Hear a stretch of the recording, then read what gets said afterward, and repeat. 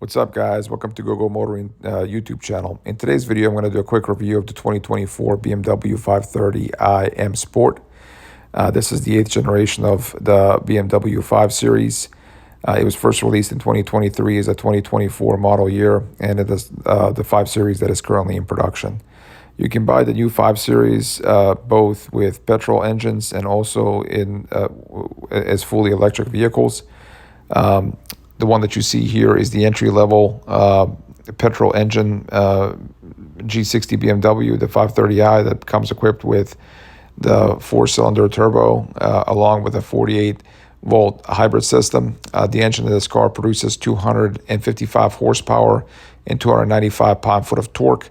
It propels the car in 0 to 60 in about 5.5 seconds. With this generation of the 5 Series, this is the only 5 Series that you can get with the rear-wheel drive, or at least, the one that comes with an internal combustion engine.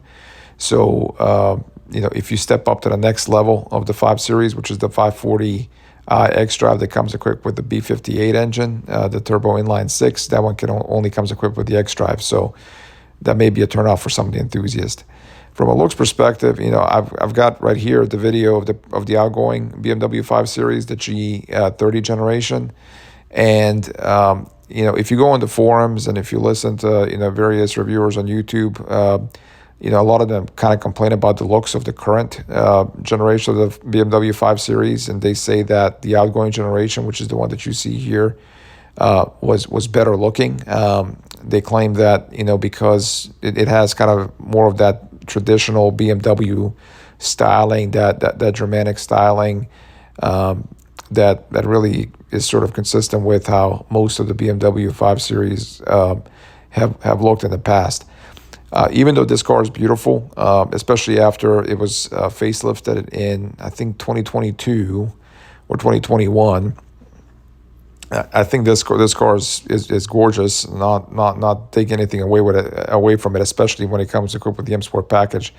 But I prefer the looks of the G60, the current generation of the BMW 5 Series. This car looks way more modern.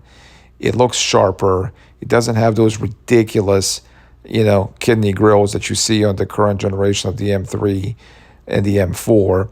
And I just think they knocked it out of the park with this design. Absolutely knocked it out of the park with this design. I love this angle of the car where you can kind of see that sharp line in the trunk. It reminds me of the Mercedes E-Class, the W211, I believe, the one that was released in 2010.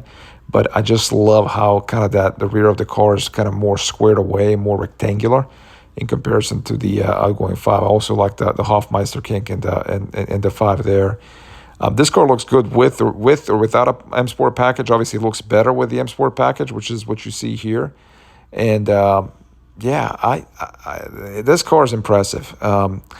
And equally in the interior, the car looks awesome. The steering wheel is so nice. You can position it perfectly.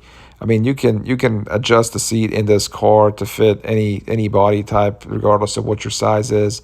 And the car just looks sharp, sleek, sophisticated. Touch button controls on the steering wheel.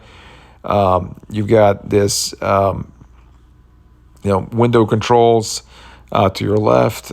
You do have far less buttons in the interior of this car. A lot of it is just a lot of the controls are actually done using the touch screen.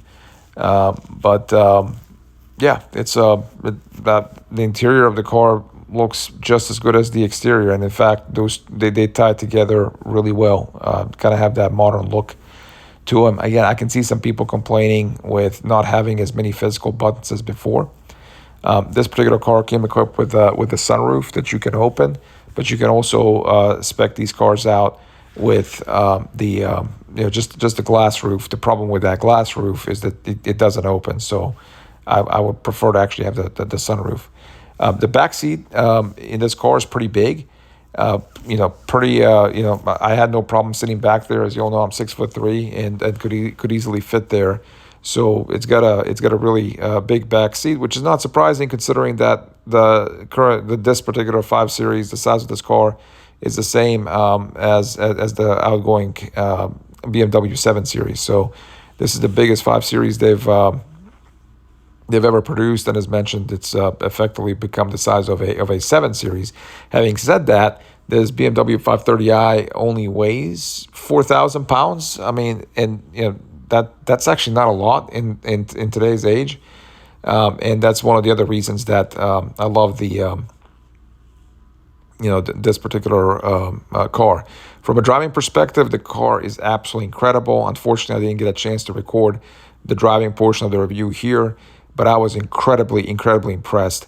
I was worried that the 4-cylinder turbo was not going to be fast enough, but it's plenty fast in everyday driving. I mean, it goes 0 to 60 in 5.5 seconds, which is nothing to scoff at for your everyday driver. The car is perfectly balanced. Love the rear wheel drive characteristics of this 530i, and just the steering is so sharp. It is so much sharper than some of the early generation BMWs that came equipped with the electrical steering.